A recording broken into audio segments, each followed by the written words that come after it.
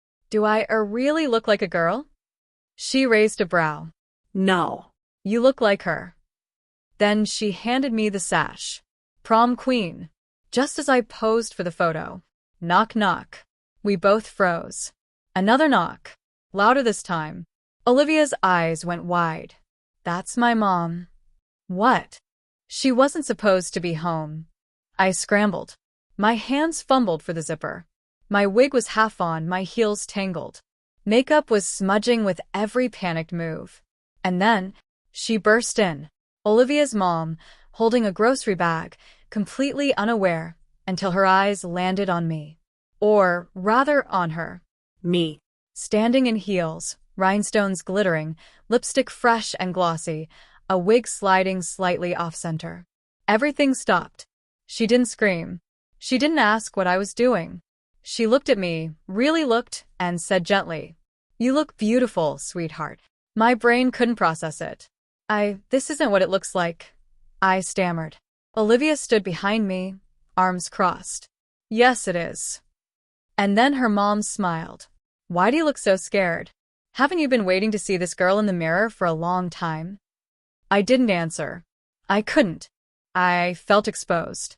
Seen. Naked in a way no amount of clothing could fix. Later that evening, after her mom gave us space, Olivia sat beside me while I tried wiping the lipstick off my face. But she stopped me. No more pretending, Liam. I don't know what this is, I whispered. I don't even know who I am anymore. She leaned in. I do. I looked at her. You're her. You just haven't accepted it yet. I stared at myself again in the mirror. Half of me was still Leah, still shimmering, still soft, still right. The other half was smeared, broken, running from itself. I can't go back, I whispered. Can I? Olivia smiled sadly. You already stepped forward. Later that night, alone again in my room, I stared at the original pink prom dress hanging from the closet. The one that started everything. I picked it up slowly, pressed the soft fabric to my chest. And then something inside me broke open. I zipped it up, walked to the mirror, and didn't cry this time. I smiled. Then I picked up the Prom Queen sash again and placed it across my chest, one final time, and whispered to my reflection, "Hi, Leah." But the moment was short-lived, because when I turned around, I saw a shadow standing in the doorway. Eyes wide, lips parted. It wasn't Olivia. It was Josh, my best friend. He stood there, frozen, his phone in his hand, still recording. He started. But he couldn't finish. I couldn't breathe. He turned around and ran. And I stood there, helpless, my heels wobbling beneath me, the sash glittering across my chest, realizing everything was about to fall apart. The silence in my room was so loud I could hear my own heartbeat. Josh was gone, but the echo of his gasp, his shock, still lingered in the air. I stood there, frozen in the prom queen dress, heels digging into the carpet, my lipstick still perfect, except my world was crumbling. He saw me. He recorded me. He had proof. And I didn't even know what I looked like to him anymore, best friend? Freak? Stranger? My phone buzzed. It was Olivia. Everything okay? I didn't reply. Couldn't. My fingers were shaking too much. I collapsed onto my bed, the skirt flaring out around me in layers of glittering pink tulle, like some twisted fairy tale. A princess trapped in her own castle, with no escape. I stared at the ceiling. What happens now? Would Josh tell everyone? Would he send the video to the group chat? Would I walk into school tomorrow with everyone whispering behind their lockers? Liam? More like Leah.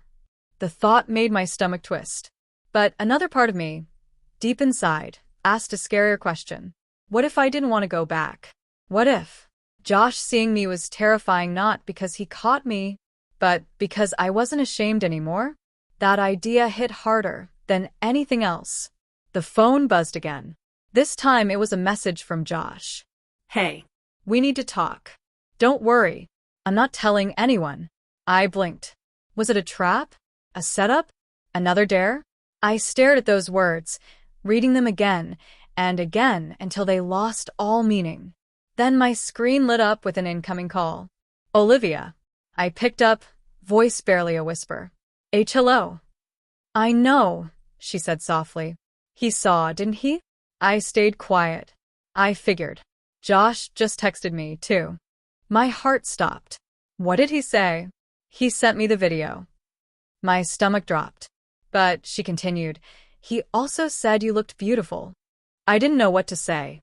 All I could do was breathe. In, out, slowly. Olivia was quiet for a long moment. Then, in a calm voice, she said, Liam, no. Leah. What do you want to do next? And I didn't have an answer. Not yet. Because I was still standing at the edge of the cliff, waiting to fall. That night, I didn't sleep. I sat in front of the mirror, the sash draped around my shoulders like a question I couldn't answer. Prom Queen. That used to sound like a joke. A fantasy. Now it felt like a decision. I picked up my phone. Open notes. Typed one sentence. I don't think I want to stop. And sent it. To Olivia. To Josh. To myself. I thought that would be the end. But then, 10 minutes later, I got a reply. Not from Olivia. Not from Josh. But from an anonymous number. A photo. Of me. In the dress. Taken from outside my window. And one message. Looks like the whole school's about to meet the new prom queen.